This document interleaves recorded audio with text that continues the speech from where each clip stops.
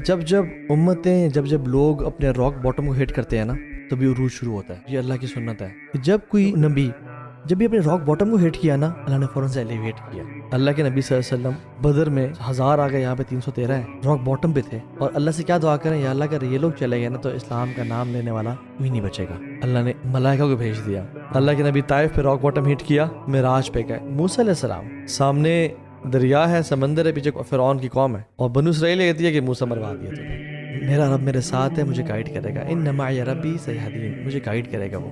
اللہ نے کیا کہا, موسیٰ عصا مار, اور پھر کھول. Rock bottom.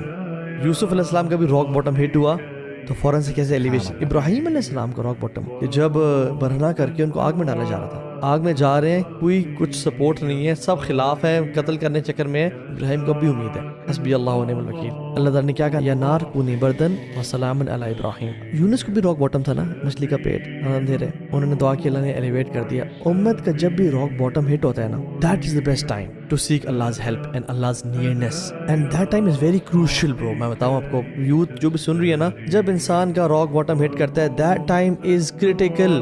آپ اس ٹائم پہ you cannot afford کہ آپ اللہ کی نافرمانی کریں یا نا امید ہو اللہ کی ذات سے, because that is a time جب اللہ کی مدد, دیکھیں اللہ کی مدد کانسٹنٹ ہوتی ہے. لوگ اپنے سفرنگز میں یہاں تک بڑھ جاتے ہیں. اب یہاں پہ اگر انسان نے اللہ تعالیٰ کی مدد طلب کی تو مدد فوراً سے آ جائے گی. جا نہ سننا الیس الصبح بقریب, یہ رات کے اندھیرے کا سب سے ڈارکسٹ پارٹ وہ ہوتا ہے جب آخری رات کا حصہ ہوتا ہے, پھر صبح طلوع ہو جاتی ہے. تو جب امت مسلمہ بھی اس ٹائم پہ پہنچی ہوئی ہے, یہ کریٹیکل لمٹ والا ٹائم ہے. وی کی not afford even a single حرام گیز رائٹ ناؤ. میری بہن, یو کی ناٹ افورڈ کہ آپ اپنے بال دکھا سکیں آج, کیونکہ امت اپنے راک باٹم پہ پہنچی ہوئی ہے. اور عمر بن خطاب نے بھی اپنی نیشن سے ہی کہا تھا, جب وہ قادسیہ کی جنگ میں تھے, انہوں نے لیٹر لکھا تھا سعد بن وقاص کو کہ اے سعد, میں تمہیں جو نصیحت کر رہا ہوں وہ اللہ کا تقوی ہے, کیونکہ تمہارے لیے تمہارے ویپن سے زیادہ نیک اعمال امپورٹنٹ ہیں, کیونکہ وہ اللہ کی مدد کو ٹریگر کریں گے. اور تمہارے لیے تمہاری اینیمی سے زیادہ ڈیٹریمنٹل اور نقصان دہ تمہارے اپنے گناہ ہیں, کیونکہ اللہ کی مدد دور کریں گے.